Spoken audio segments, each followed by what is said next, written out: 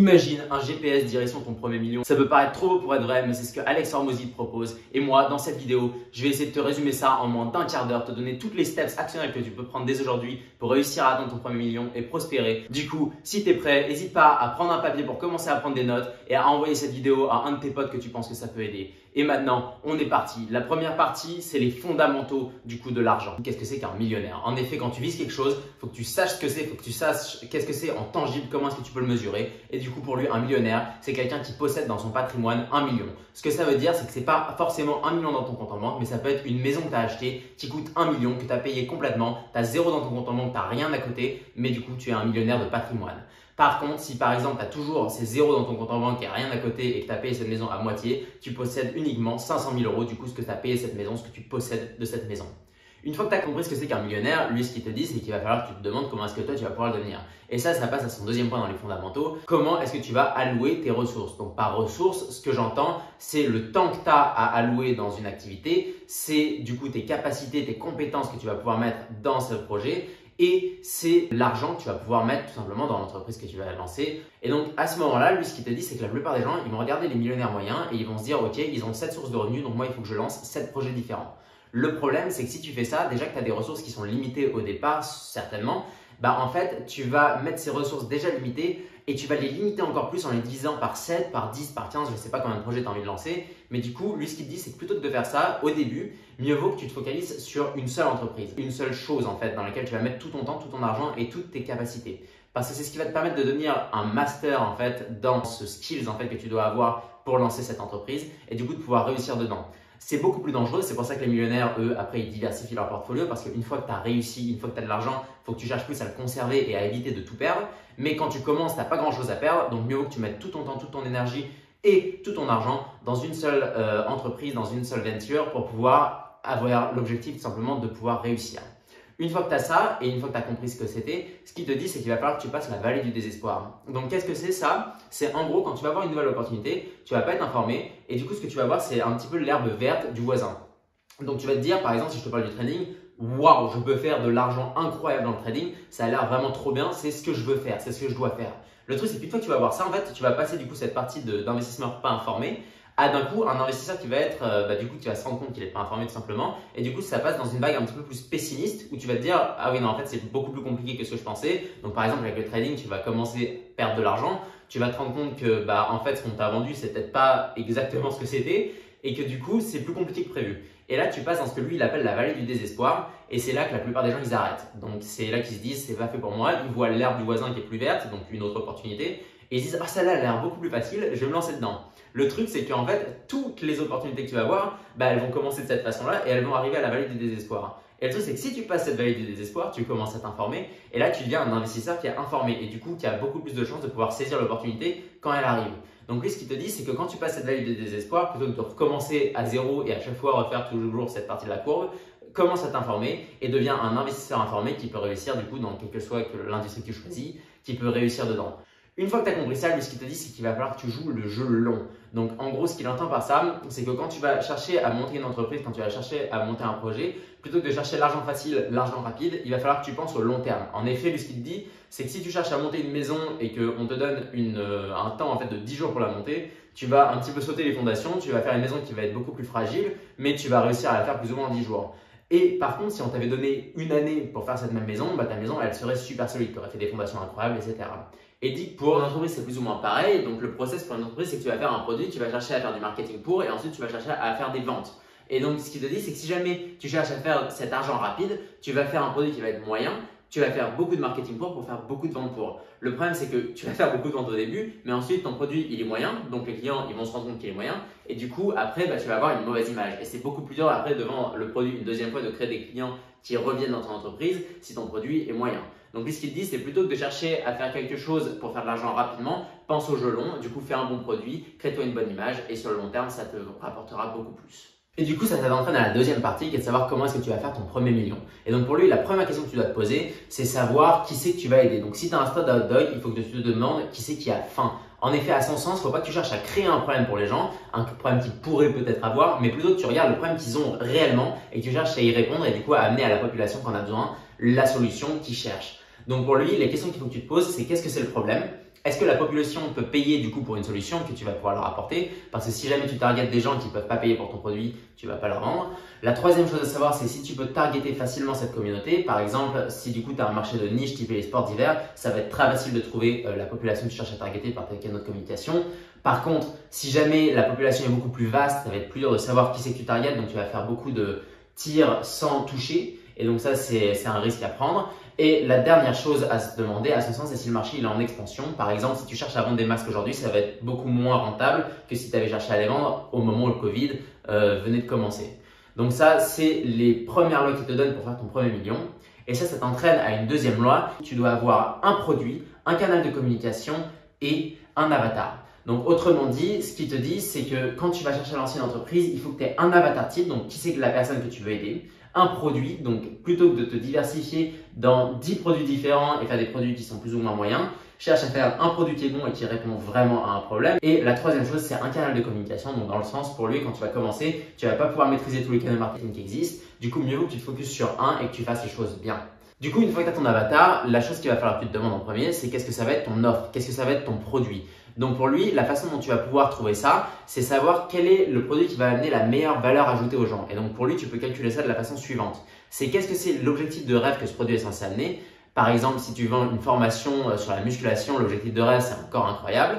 Ensuite, la deuxième partie, du coup, c'est de se demander quelle est la potentialité du coup d'atteindre cet objectif. Donc, il faut que ce soit le plus haut possible.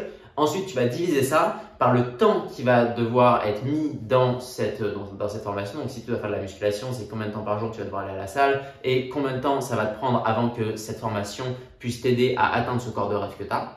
Et ensuite, c'est savoir quel est le nombre d'efforts et quel est le nombre de sacrifices que tu vas faire. Et du coup, ça, c'est plus ou moins, si tu dois aller à la salle, tu vas devoir arrêter de manger ce que tu aimes, tu vas devoir perdre du temps du coup que tu aurais pu faire en faisant des choses que tu aimes, etc. Une fois que tu as ça, il te dit qu'il va falloir que tu penses du coup aux canaux marketing et aux canaux vente. Et donc pour ça, lui, il y a 8 choses qu'il te propose. Donc c'est ce que tu peux faire toi-même d'abord, donc 4 canaux que tu peux utiliser pour faire du coup ton marketing toi-même. Le premier, c'est les warm outreach. Donc ce que ça veut dire, ça, c'est quand tu vas appeler ta famille, tes proches, les gens que tu connais et que tu vas chercher à leur vendre ton produit. La deuxième chose, c'est les cold outreach. Du coup, c'est quand tu vas chercher à appeler au téléphone des gens que tu connais pas, typer téléachat, et que tu vas leur dire voilà, j'ai un produit, est-ce que ça vous intéresse? La troisième chose, c'est créer du contenu du coup pour des gens qui te connaissent, donc par exemple via une chaîne YouTube. Et ensuite, la dernière chose, c'est paid ads. Du coup, ça c'est quand tu vas faire une publicité online. Donc par exemple, quand tu vois sur Instagram des gens que tu suis pas mais qui te mettent une pub, c'est du paid ads. Donc ça, c'est un contenu pour des gens que tu connais pas. Et ces 4 façons internes que tu as du coup de pouvoir vendre ton produit, il dit que tu peux les outsource. Donc la première chose que lui te dit que tu peux faire, c'est du référal client. Donc c'est quand tes clients ils vont faire tes warm outreach pour toi, donc ils vont appeler leurs proches pour leur vendre ton produit en échange d'une commission ou de pas de commission.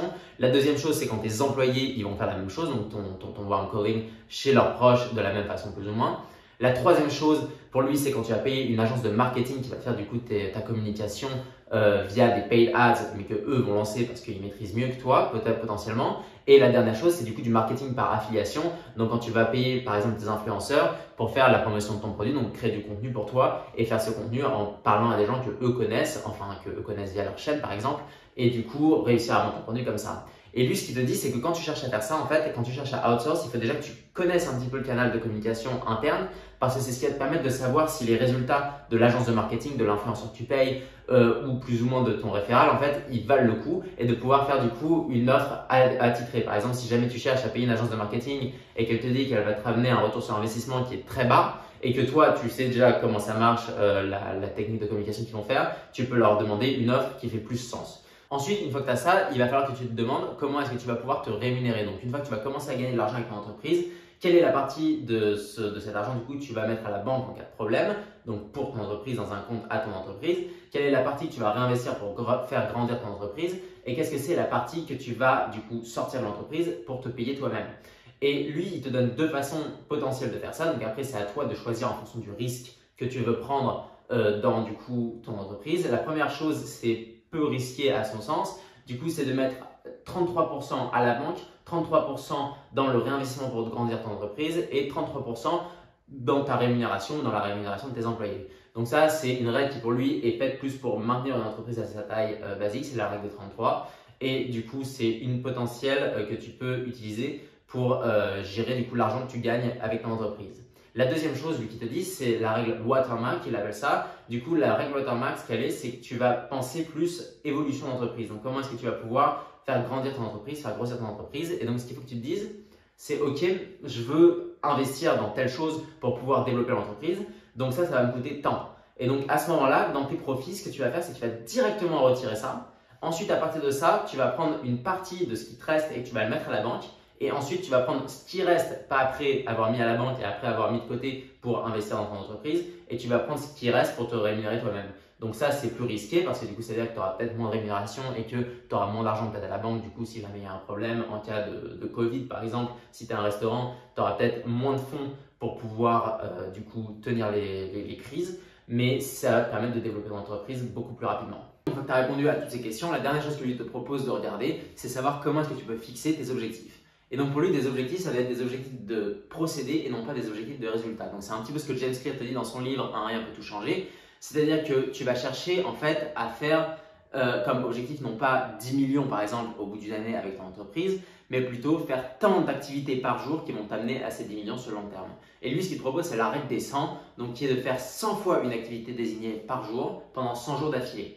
Ce qui va te permettre du coup de pouvoir devenir très bon, d'optimiser au maximum tes process et de pouvoir outsource sur le long terme pour du coup réussir à augmenter au maximum tes gains d'une certaine méthode de communication, d'une certaine méthode d'amélioration de produit ou autre.